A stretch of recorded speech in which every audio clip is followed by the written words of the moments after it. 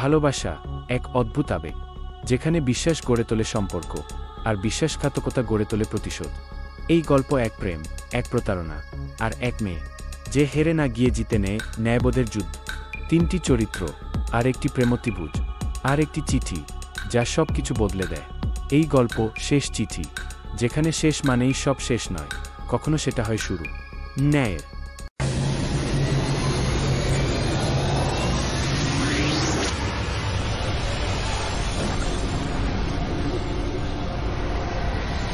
কলেজের বইমেলার ভিড়ের মধ্যে অর্পিতা বইয়ের স্টল ঘুরছে। হঠাৎ একটা ছেলের সাথে ধাক্কা খায় আর বই পড়ে যায় মাটিতে। রুদ্র মুচকি হেসে বই তুলতে তুলতে বলল, সরি আমি রুদ্র, আসলে চোখ আটকে গেছিল বইয়ের ভেতর নয়, কারো চোখে। তখন অর্পিতা লাজুক হেসে বইটা নেয় আর চোখ নামিয়ে মৃদু হেসে বলল, আমি অর্পিতা, বইমেলায় বই হারানো মানে ঠিক বই খোঁজা নয়, তাই তো? রুদ্র হাসতে হাসতে বলল, ঠিকই বলেছ, তবে আজ মনে হচ্ছে খুঁজে পেয়েছি। তারপর ওদের মধ্যে চোখাচোখি হয় আর তারপর নম্বর আদান প্রদান। কয়েকদিন পর রুদ্র আর অর্পিতা একটা ক্যাফে কফি খাচ্ছে। তখন রুদ্র মৃদু স্বরে বলল, তুমি জানো, কারো সাথে এমন স্বচ্ছ অনুভব অনেকদিন পর হলো। অর্পিতা হালকা মজা করে বলল, তার মানে অনেকগুলো মেলায় তুমি ঘুরে এসেছো? এবার রুদ্র হেসে বলল, হয়তো, কিন্তু এবার মনে হচ্ছে স্টলটা খুঁজে পেয়েছি। এরপর দুজনের মাঝে হাসি ঠাট্টা হতে চলল আর জন্ম নিল একটা নতুন সম্পর্কের। সেই সময় রুদ্র অর্পিতার হাত ছুঁয়ে রাখে আর অর্পিতা চোখ বন্ধ করে নেয়। হঠাৎ এক সন্ধ্যায় অর্পিতার ঘরের বেল বাজলে অর্পিতা দরজা খুলে দেখে সঞ্চিতা দাঁড়িয়ে ট্রলি নিয়ে। সঞ্চিতা হাসি মুখে বলল, কি রে পাগলি, চিনলি না নাকি? পুরনো স্কুল বন্ধুরা এভাবেই হারিয়ে যায় নাকি? অর্পিতা তখন আনন্দে চিৎকার করে জড়িয়ে ধরে বলল, সঞ্চিতা, তুই কলকাতায় কখন এলি? তখন সঞ্চিতা চোখ টিপে বলল, তোর জন্যই তো এলাম রে, আবার পুরনো দিন ফিরিয়ে আনতে গু। তারপর অর্পিতা ও সঞ্চিতা খিলখিল করে হাসতে থাকে। পরের দিন দুজন ফ্ল্যাটের বারান্দায় কফির কাপ হাতে বসে আছে। রাতের আকাশে তারা ঝিকমিক করছে।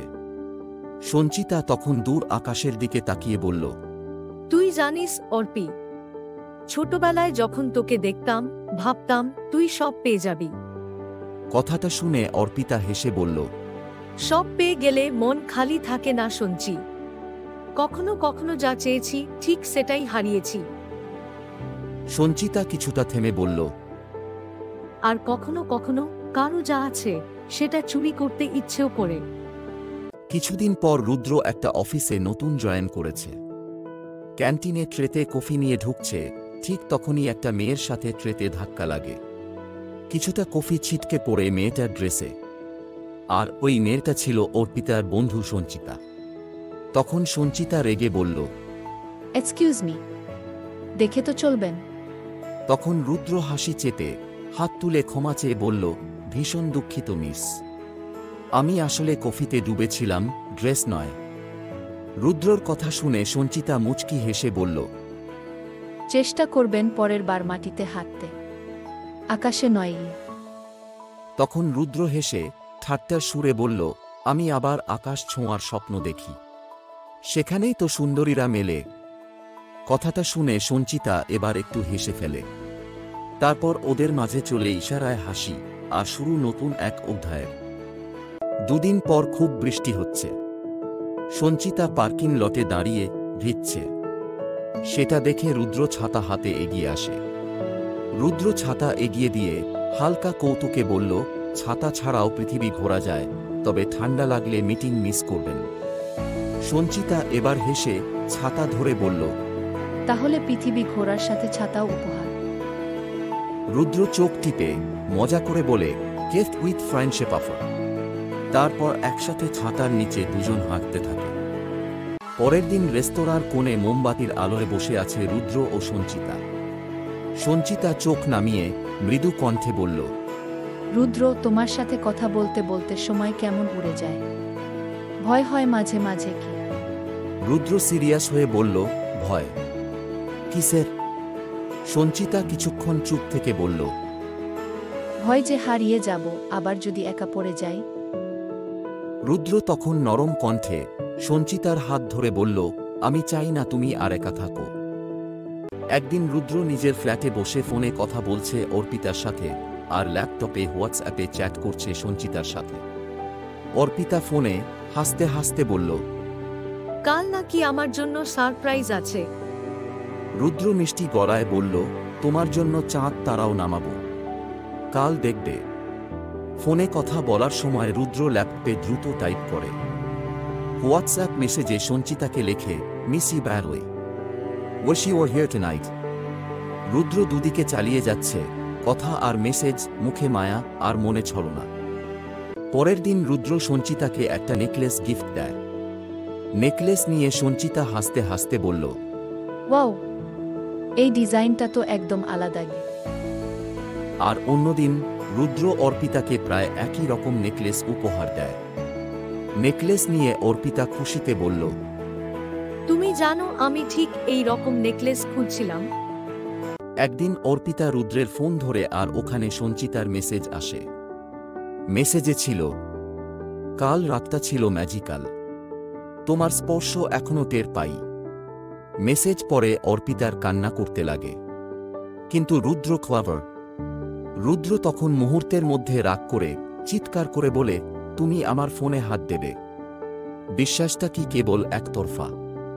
কথাটা বলে অর্পিতাকে ইমোশনাল দল দিয়ে চুপ করায় আর নিজে বাঁচে যায়। একটা ঝড়ের রাতে সঞ্চিতা রুদ্রর সাথে রুদ্রর ফ্ল্যাটে দেখা করতে বলে। ফ্ল্যাটে গিয়ে হঠাৎ সঞ্চিতা রুদ্রর সামনে একটি ফাইল ছুঁড়ে ফেলে। ফাইল দেখে রুদ্র ভ্রু কুঁচকে বলল, এটা কি? সঞ্চিতা ঠান্ডা গলায় বলল, তোমার প্রতারণার সমস্ত প্রমাণ, এবং তোমার বিরুদ্ধে আমার করা মামলা। সঞ্চিতার কথাটা শুনে রুদ্র স্তম্ভিত হয়ে যায়। সঞ্চিতা তখন ঠান্ডা হাসি দিয়ে বলল, আমি কখনো তোমায় ভালোবাসিনি রুদ্র, আমি এসেছিলাম প্রতিশোধ নিতে। অর্পিতার কান্নার দাম আছে কি? একটু ফ্ল্যাশব্যাক। সঞ্চিতা আগেই অর্পিতার কাছ থেকে রুদ্রের প্রতারণার গল্প শুনেছিল। এরপর সঞ্চিতা রুদ্রের কাছে ইচ্ছে করে এসে বিশ্বাস জিতে প্রমাণ জড়ো করে। রুদ্র তখন রাগে চিৎকার করে বলে, তুমি এতদিন নাটক করছিলে।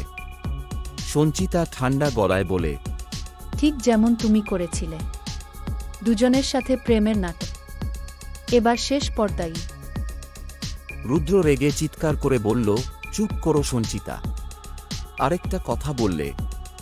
কথাটা শেষ হতে না হতে ওদের মাঝে তীব্র ধস্তাধস্তি শুরু হয়, আর রুদ্রর ধাক্কায় সঞ্চিতা পিছলে গিয়ে পড়ে আর মাথাটা লাগে দেওয়ালের সাথে, আর রক্ত গড়িয়ে পড়ে। সঞ্চিতার রক্ত দেখে রুদ্র স্তব্ধ হয়ে দাঁড়িয়ে থাকে। পরের দিন সকালে ইন্সপেক্টর অভিজিৎ টেবিলের সামনে অর্পিতা চুপ করে বসে আছে। ইন্সপেক্টর অভিজিৎ তখন গম্ভীর গলায় বলল, আপনি কিছু জানেন মিস অর্পিতা? অর্পিতা তখন ধীরে ধীরে একটা চিঠি এগিয়ে দেয়। অর্পিতা চোখে জল নিয়ে শান্ত কণ্ঠে বলল, উত্তর আছে এখানে। চিঠিতে লেখা আছে, বিশ্বাস যখন ভাঙে তখন রক্তপাত অবশ্যম্ভাবী। আমি কাউকে খুন করিনি। খুঁজুন কে শেষবার তার কাছে ছিল। পুলিশ তখন সঞ্চিতার ফোনের কল লিস্ট চেক করে দেখে শেষ কল রুদ্রর। রুদ্র কোর্টে মাথা নিচু করে দাঁড়িয়ে। বিচারক দোষী সাব্যস্ত করেন। বিচারক গম্ভীর কণ্ঠে বলল, রুদ্র সেন, আপনাকে আজীবন কারাবাসের সাজা দেওয়া হল। তারপর রুদ্রকে হাতকড়া পরিয়ে নিয়ে যাওয়া হয়। এই ঘটনা ঘটার কিছুদিন পর অর্পিতা শিশুদের পড়াচ্ছে, হাসছে। সূর্যের আলো তার মুখে পড়ে। তখন অর্পিতার বলল, বিশ্বাসঘাতকতা যতই লুকিয়ে থাক, একদিন না একদিন মুখোশ খুলে পড়ে। আর ভালোবাসা তখন সত্য হয়ে দাঁড়ায় ন্যায়ের পাশে। ভালোবাসা যদি মিথ্যে হয়, সেখানে জন্ম নেয় মৃত্যু। কিন্তু সত্যের আলো শেষ পর্যন্ত পথ দেখায়।